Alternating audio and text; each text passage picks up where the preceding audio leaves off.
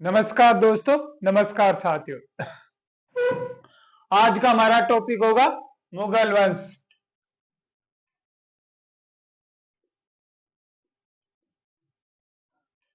अंग्रेजी में इसे क्या बोलते हैं?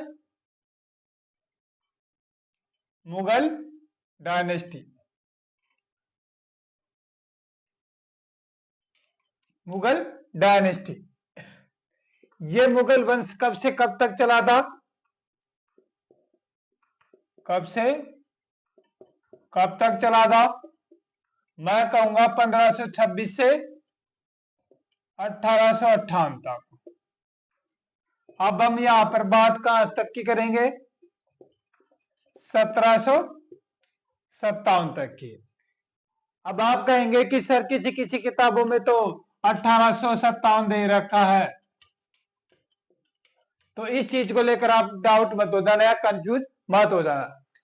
मैं कहूंगा कि इसका मुगल वंश का संस्थापक कौन था या मुगल वंश का फाउंडर कौन था? बाबर। मुगल वंश का फाउंडर कौन था? बाबर।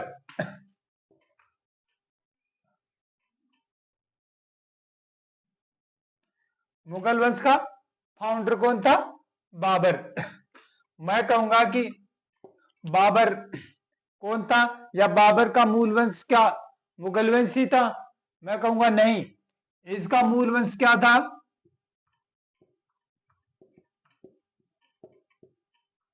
मूल वंश कौन सा था?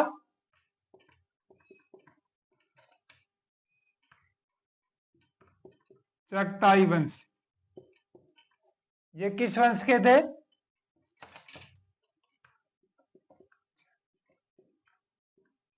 ये चगताई वंश के थे।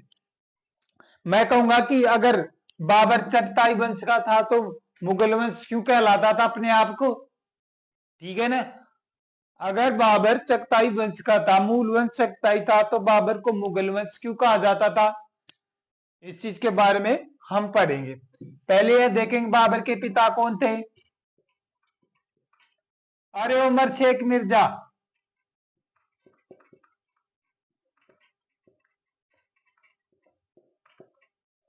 बाबर के पिता कौन थे? उमर शेख मिर्जा। अगर बाबर के पिता कौन थे? उमर शेख मिर्जा।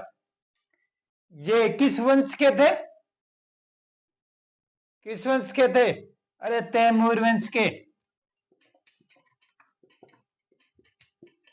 ये किस वंश के थे? तैमूर वंश के। और ये किस राज्य के राजा थे?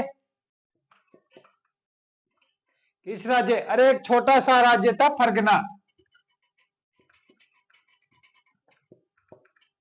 ये फरगना कहां पड़ता है? अरे उज्बेकिस्तान में।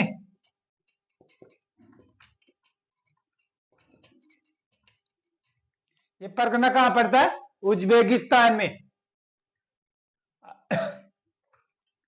इनकी माता का क्या नाम था? अरे कुतलुक निगार।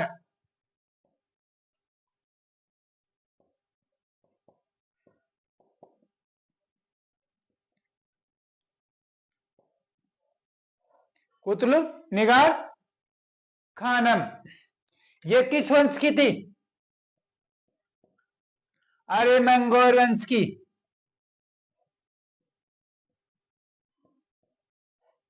इनके पिता का देहांत कब हुआ था?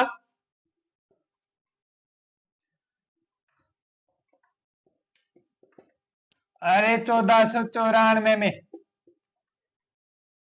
1494 में।